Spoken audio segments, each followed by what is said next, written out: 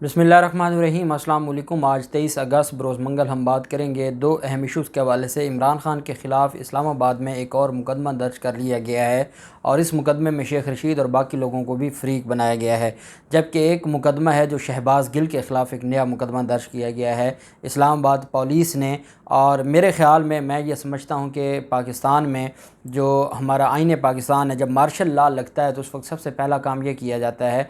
جب ہم ایمرجنسی کا کہتے ہیں کہ ملک میں ایمرجنسی لگے، تو سب سے پہلے آپ کے جو فنڈامنٹل رائٹس ہوتے ہیں، بنیادی جو حقوق ہوتے ہیں جو آئین پاکستان دیتا ہے، جو آرٹیکل 8 سے آرٹیکل 28 تک جو آئین پاکستان نے ہمیں بنیادی حقوق فنڈامنٹل رائٹس دی ہیں، وہ سب سے پہلے سسپینڈ ہو جاتے ہیں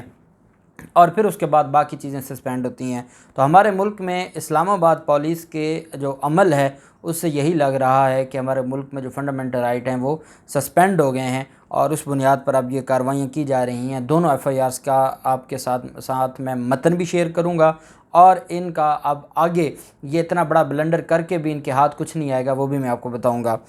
پہلے میں آپ کو بتا دوں کہ آج ممنوعہ فنڈنگ کیس پر پہلی سماعت تھی۔ ممنوعہ فنڈنگ کیس میں شو کاز نوٹس جاری کیا گیا تھا الیکشن کمیشن آف پاکستان کی طرف سے پاکستان تحریک انصاف کو، اور یہ کہا گیا تھا کہ یہ جو فنڈز ہیں ممنوعہ، ان کے بارے میں اپنی آپ آراء دیں یا اپنی آپ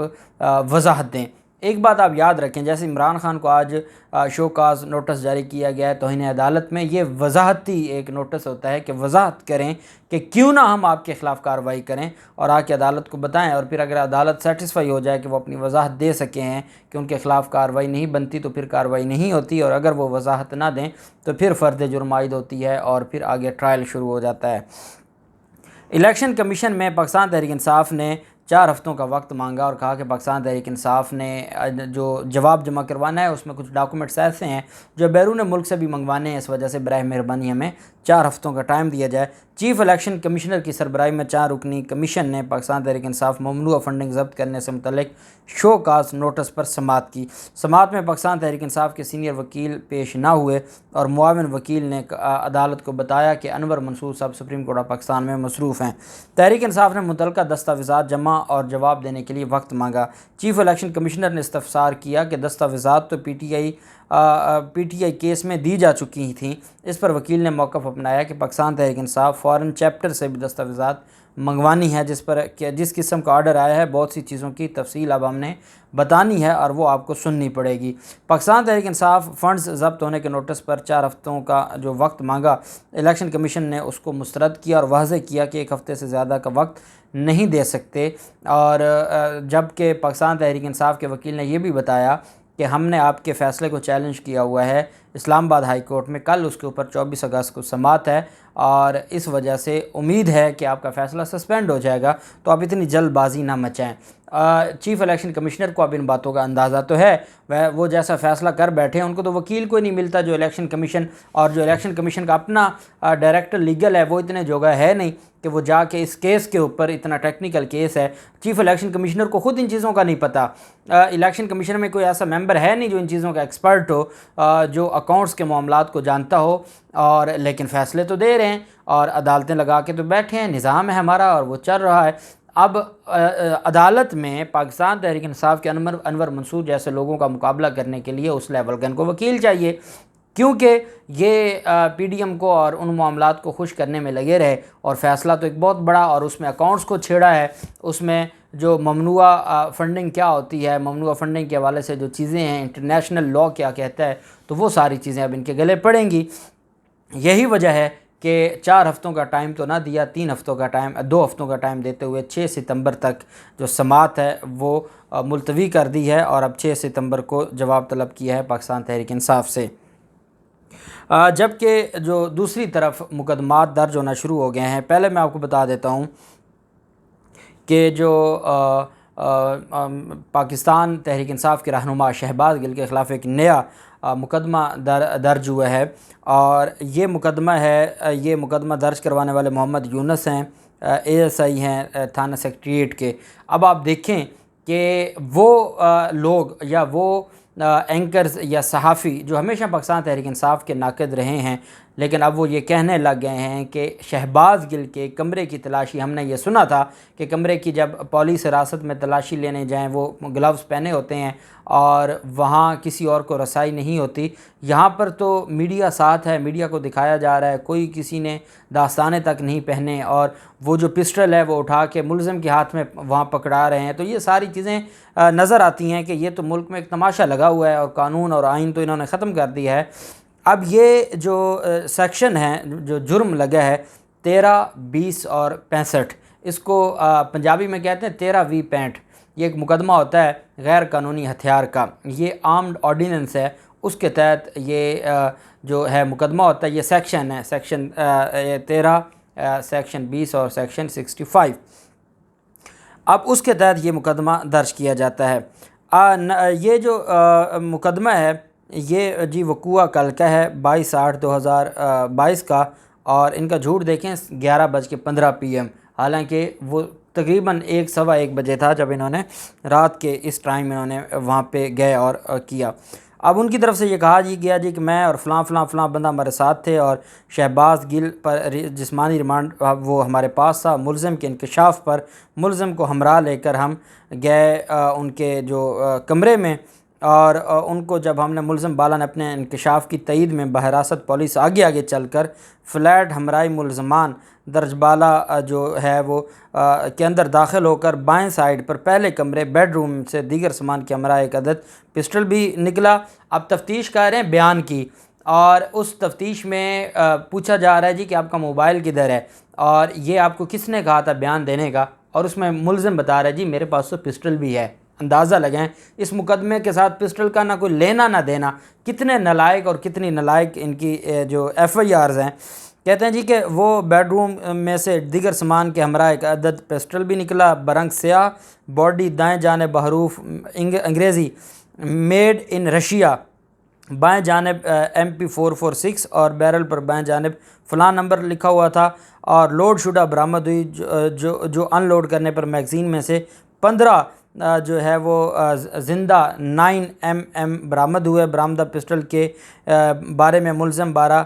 نے کہا کہ یہ اس کے ملازم کا ہے اور لائسنسی ہے، جس کو ہدایت ہوئی کہ اس پسٹل کی بابت لائسنس پیش کرے، اور وہ فرد قبضہ میں لیا گیا، اور اس وجہ سے اب اس کے خلاف یہ مقدمہ درج کیا گیا ہے اور یہ کارروائی شروع کی جاتی ہے۔ اب اگر اس کے ملزم کا تھا تو وہ آپ کو کیوں لے کے گیا کہ وہ آگے آگے چلتا گیا، آپ پیچھے پیچھے چلتے گئے اور آپ پہنچ گئے، اور آپ نے جا کے اس نے آپ کو دکھا دیا جی کہ میرے بیڈ کے نیچے۔ اب یہ پرانا دور ہے، پرانی باتیں ہیں، جب آپ اس طرح کی کہانیاں بناتے تھے کہ ملزم کو ہم لے گئے، اس نے کہا میری فلاں کبڈ میں یہ چیز پڑی ہے، وہ وہاں سے اٹھا لی، اور جو آلہ قتل آپ برآمد کرتے تھے، یہاں مقدمہ بغاوت کا ہے اور آپ پسٹل برآمد کروا رہے ہیں۔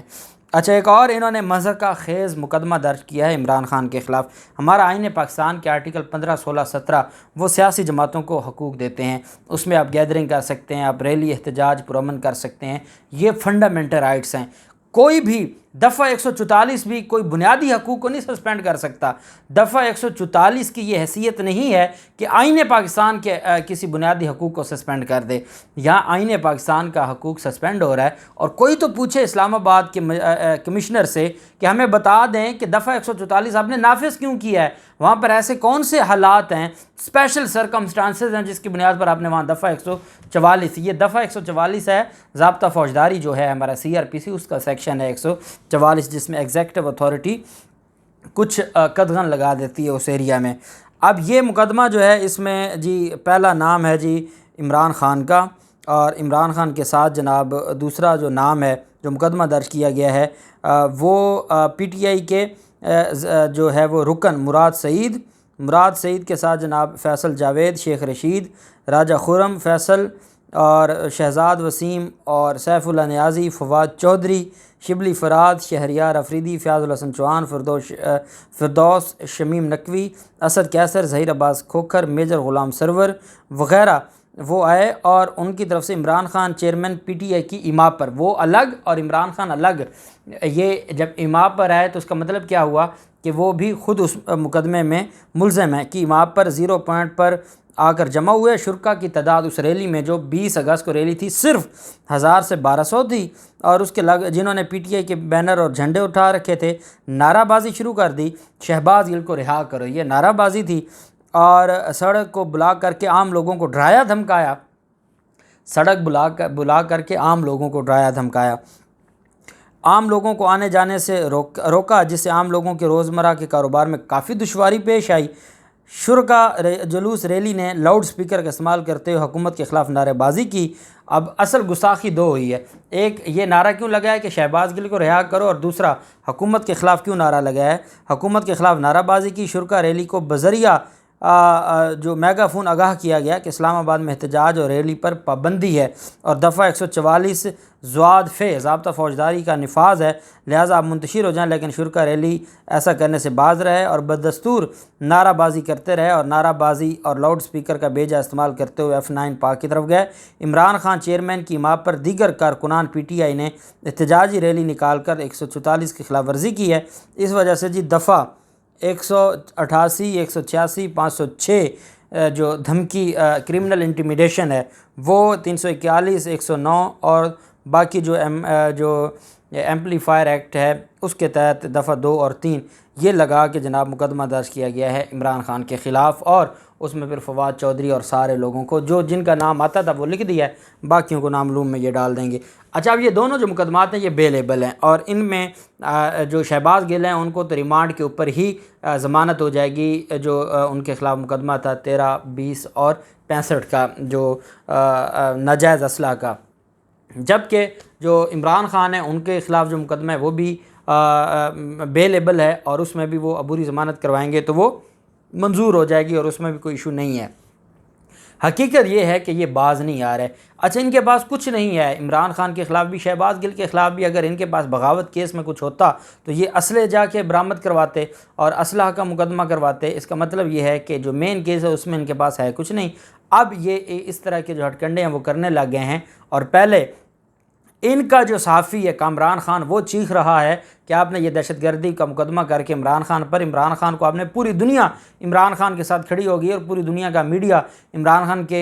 خبریں دینے لگ گئے۔ آپ نے اپنے ملک میں پابندی لگائی ہے میڈیا پر، وہاں پوری دنیا پہلے پاکستان تھا، پوری دنیا امریکہ سے رشیا تک عمران خان میڈیا پر نظر آ رہا ہے۔ تو یہ چیزیں دیکھیں، جب اللہ پاک یہ ہے کہ آپ اگر یہ سمجھیں کہ میں بہت طاقتور ہوں اور میں کسی کو گراؤں گا تو یہ آپ کی بھول ہے، طاقت صرف اللہ کی ہے، اور اللہ جب جس کو اٹھائے اس کو کوئی گرا نہیں سکتا، یہ اللہ کا ایک نظام ہے، اور جو اس سے ٹکرائے گا وہ پاش ہو جائے گا۔ اللہ پاک پاکستان کا حامی و ناصر ہو۔ بہت شکریہ، اللہ حافظ، پاکستان زندہ باد۔